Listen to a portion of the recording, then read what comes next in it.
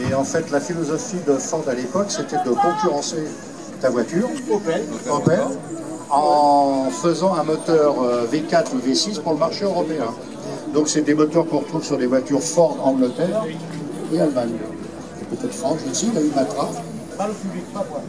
Oui, il y a eu Matra, et puis il y a eu le modèle sur les Saab, la petite Saab qui faisait les rallyes à l'époque. Ils avaient un moteur V4 dessus. Ça, 87.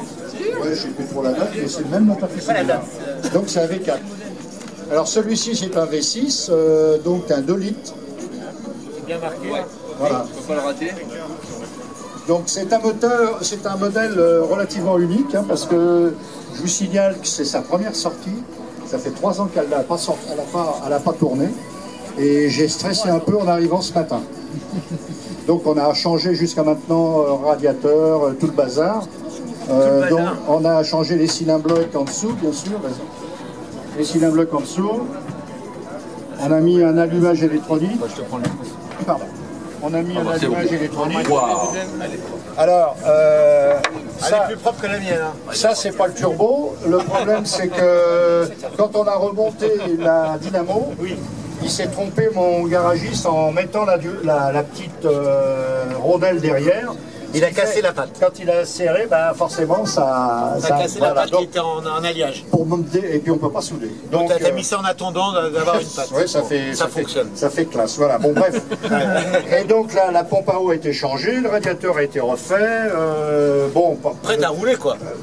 Pour le moment, je stresse encore un peu. Là, il y a l'allumeur électronique que j'ai mis. Donc voilà, elle est normalement, alors il y a maintenant, elle est passée au contrôle technique avec une réserve. Je suis obligé, les rotules en dessous ont été changés, mais on n'avait pas vu les rotules de suspension également changées. Donc tout ça c'est en commande. Un peu de jeu, voilà. Voilà, donc ça va le faire. Mais bon, tant qu'on n'a pas roulé à fond comme... si, ce matin, on a quand même roulé pas mal, à fond, petite balade tranquille. Et donc, ça s'est pas trop mal comporté. Disons, le ralenti est un peu instable parce qu'il faut qu'elle se fasse un petit peu. Ouais. Donc, ce matin, j'ai fait le plein. C'est pas le même plein que la 2 chevaux, hein, je te signale. Bref. Ça consomme un peu plus. Un peu plus. Voilà. Et donc, largement double. Ouais. Et donc, bon bref, elle se comporte pas trop mal quand même. Elle a des bons freins à disque à l'arrière, à l'avant, et freins à tambour à l'avant, à l'arrière. Truc classique et elle freine très bien. Hein. Une assistance de frein? Il y a une assistance de frein quand même. Il n'y a pas de direction assistée, mais quand on est sur la route, c'est comme les voitures américaines. Ouais. C'est assez souple, par contre quand tu fais des créneaux, c'est compliqué. À l'arrêt, c'est toujours compliqué. En fait, la direction assistée, c'est tes muscles. Par contre, elle est très propre. Par rapport à la mienne, la peinture, j'adore. Oui, elle a été repeinte. Oui, elle a été repeinte, apparemment. J'ai un peu l'historique, mais bon, il y a beaucoup de choses à faire. Il faut que je refasse les joints de pare-brise, tout ça, ça a été commandé, c'est que tu me connais. Donc, j'ai tous les joints de port pour améliorer l'étanchéité du véhicule, quoi. Hein. Pardon. Et alors, il y a un truc qui est assez étonnant, c'est que c'est assez étonnant cette voiture-là, quand je l'ai achetée, donc il y a un mois que je l'ai achetée, hein, et il y a des housses, ils ont fait des housses agrafées. Par-dessus les sièges. Alors, je sais pas l'état en dessous. T'as pas été voir? Moi, si, à l'arrière, j'ai vu à l'arrière. Moi, j'étais tellement curieux, j'ai été voir. Oui, mais j'ai pas pu j'étais allé voir la banquette arrière. Donc, c'est des 10 couleurs comme les montants. Ça a sorti. Voilà. Donc, bientôt, tu vas... Le prochain budget, ça va être ça. Il faut que j'attende un petit peu. Je peux m'asseoir à l'intérieur? Oh, ben, évidemment. Ouais. Donc, et alors, surtout l'intérêt, c'est l'époque 60, si tu veux. C'est la Ford Mustang, si tu regardes bien. Oui, oui. C'est le tableau de bord de la Ford Mustang. Faut ouvrir, hein, ce qui est assez étonnant. Et c'est un modèle, on peut dire, en France, il n'y en a pratiquement pas. Hein. C'est très peu, on voit très peu. Il y a un truc qui me choque pas, mais qui me surprend. Le levier de vitesse, il est très en arrière. Ah oui, peut-être. Alors là, c'est pareil, tu vois, j'ai regardé, parce que je suis en train dedans en ce moment, tu sais bien, j'ai acheté les bagues pour rechanger toutes les bagues pour le levier de vitesse en dessous. Tu as 6 bagues en tout à changer, un coup. Il y a un couple de bagues, c'est 4 bagues multipliées par 6, de façon à enclencher les modes de vitesse correctement. Alors j'adore la couleur assortie bien sûr à l'extérieur. Le volant pareil, assorti à la couleur également. Et le vert. Alors il y a des petites choses, tu vois, le gars il avait rajouté des... Alors c'est pas... Alors ça je vais virer, le baffle à l'arrière je vais virer, et par contre je vais laisser peut-être la petite lampe là, tu vois, qui s'ouvre avec les... C'est pas d'origine ça? Non, c'est pas la lumière, voilà, c'est ça. Et on voit rien avec ça. Ça je vais peut-être le laisser, je sais pas, je vais voir, mais sinon c'est pas dans son jeu. Quoi. Donc là on retrouve hein, le 20M pour de le 20M, voilà. Et alors, le 20M, alors vous avez peut-être remarqué, mais il y a le cache-culbuteur, il est rouge, et normalement sur ces voitures-là, c'est bleu ou rouge. Et la couleur, ça détermine la puissance du moteur. C'est-à-dire que tu as un V6 basse compression, bleu, et haute compression rouge. Là, c'est un haute compression.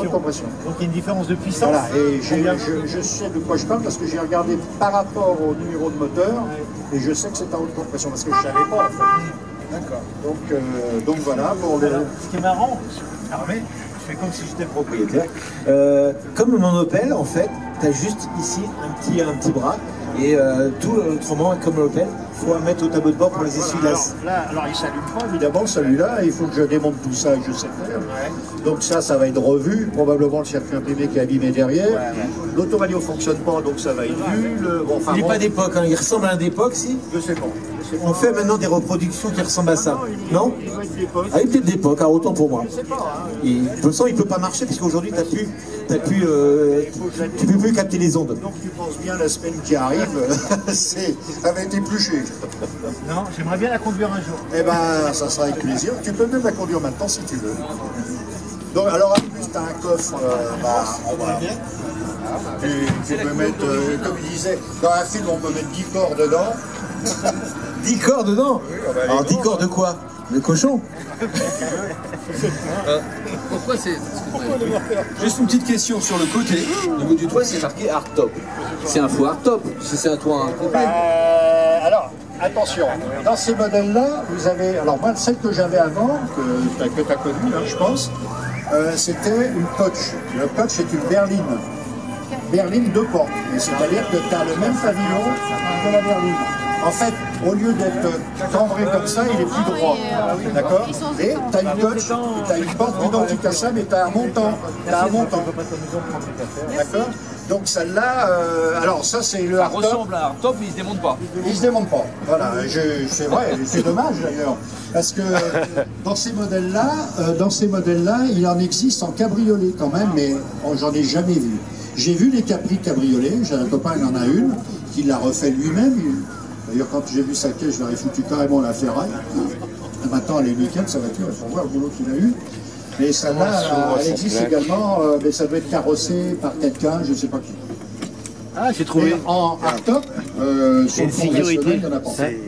Et j'ai eu de la chance, elle a une histoire. Je ne raconte pas ça une histoire parce que c'est assez triste l'histoire. Donc, je n'irai pas au-delà dans cette conversation, mais. Sinon, c'est une excellente voiture. Et en plus, elle est hyper bien équipée. C'est pratique pour changer la plaque. J'espère que c'est pas les pneus d'origine. Si, c'est les... Ah non, ça va être... Non. Avec l'air d'origine. Non, disons, en fonction de l'année, là... en fait, cette voiture-là, bon, en gros, c'est un couple qui est décédé, et ce qui fait qu'elle est restée 3 ans en parking au sec dans un parking à Paris, quoi. Et je suis allé la chercher à Paris. Elle est bien équipée quand même, tu as un feu de recul qui n'était pas courant à l'époque. Elle est complète. Hein. Voilà. Et alors c'est une voiture, c'est bien simple, j'avais mis sur le bon coin une alerte pour ce genre de voiture, parce que j'en avais plus du tout. Ouais. Et un jour je reçois voiture à vendre, 2 minutes après j'avais donné le top pour l'acheter. Seulement ça a mis 15 jours. Et j'ai eu peur qu'on me vole, si j'ose dire, ma négociation. Et je me suis accroché. Hein. Et puis finalement, non, c'est bon. La roue de secours, c'est original. Ouais. Alors, au départ, je sais pas, il devait avoir la marotte, le gars de la moquette. Normalement, il n'y a pas de moquette. Ouais. On voit que c'est pas d'origine. C'est pas d'origine. Alors, je me pose la question, est-ce que je le laisse pas, je sais pas. C'est toi qui je vois, suis sûr que c'est pas mal. Ouais. C'est plus confortable. Et puis en plus, ça fait moins de bruit. Ouais, c'est un sonorise. Voilà, voilà. Donc c'est une voiture Donc daltonien pose pas de problème. Et puis après, on a des housses de siège qui sont marrons, avec les contreportes également en partie. Comme il a dit, c'était... Donc c'est américain. Hein. C'est pas terrible au niveau... Donc c'est vrai que le mariage après chacun en pense. Voilà, exactement. Ça et on retrouvera la bicouleur interne. Bon, les haut-parleurs qui ont été remis, tout ça, ça va passer. Voilà. Donc oui, après tu as une remise au enfin, remise d'origine si tu souhaites faire. D'origine au maximum. Voilà, au maximum. Pour que ça fasse plus propre comme tu as envie de... Bon, alors c'est comme toute voiture en 6 volts, hein, c'est pas terrible au niveau lumière. Et un 6 volts. En 6 volts. Alors les essuie-glaces, il faut accélérer pour que ça marche bien. Enfin bon, c'est compliqué. Mais bon, je vais pas la changer, je vais laisser comme ça. Alors donc, je rappelle pour ceux qui n'ont pas entendu, donc c'est une batterie 6 volts, donc tout ce qui est distribution électrique sur le véhicule, donc c'est très basse tension. Hein. Alors il y a certains professionnels des fois qui proposent une conversion en 12 volts, voilà, pour plus de confort. Par contre, je vais peut-être mettre des lampes diodes. Des LED, c'est ça. La LED, voilà. Donc peut-être que je vais essayer ça, parce que c'est vrai qu'on ne voit pas grand-chose. Voilà, pour gagner en qualité d'éclairage c'est la sécurité, là. Voilà. Par temps et obscur. En plus, ça consomme moins. Oui, le LED, oui. Et pour le 6 volts, c'est important. Oui, moins de consommation, effectivement. L'intérêt des LED, c'est qu'on va moins pomper sur la batterie et sur l'alternateur. Puis on a un klaxon de route. Un klaxon, on va entendre le klaxon. Parce qu'avant, sur l'autre, j'avais un tut-tut. T'as mis un compresseur, du coup Le klaxon allemand. T'as entendu, ça la mienne, c'est un ouais, moi aussi. Route et ville. Moi aussi, tu vois. Mais je me doute que t'en as aussi. C'est mieux que la voiture de oui, hein, quand même. Non, il y a une belle sonorité de klaxon, au moins on l'entend. Alors, à chaque fois que je veux démarrer, est-ce qu'elle démarre? Parce que c'est le stress. C'est le challenge. T'as vu, j'ai pas démarré du premier coup là tout à l'heure, mais j'ai compris pourquoi. On va faire un sondage. T'as le starter à pied. Comme la mienne. Donc il faut appuyer à fond. Voilà. Et après tu mets en route. En principe, elle démarre. Il faut enclencher le starter avec le pied. Voilà, et elle démarre. Alors je fais la voix enfin, sur les véhicules un peu plus anciens, on va dire 70-80. Traditionnellement sur les véhicules, on avait un starter à main au niveau du tableau de bord. Alors évidemment, à la ralenti. Et sur ce modèle-là, vous avez le starter, on vient régler la règle d'essence, mais à pied, à côté de la pédale d'accélérateur. Elle a ralenti, pas terrible, mais bon, tout ça, ça va être revu. On démonte le carbu, on va le Elle part en révision. C'était pour Papa 35 aujourd'hui, hein, que je me suis... Voilà, merci d'avoir fait l'effort de nous amener cette voiture-là, d'avoir pris ce risque. Merci. Je peux l'applaudir. Attention, elle n'a pas de frein non plus.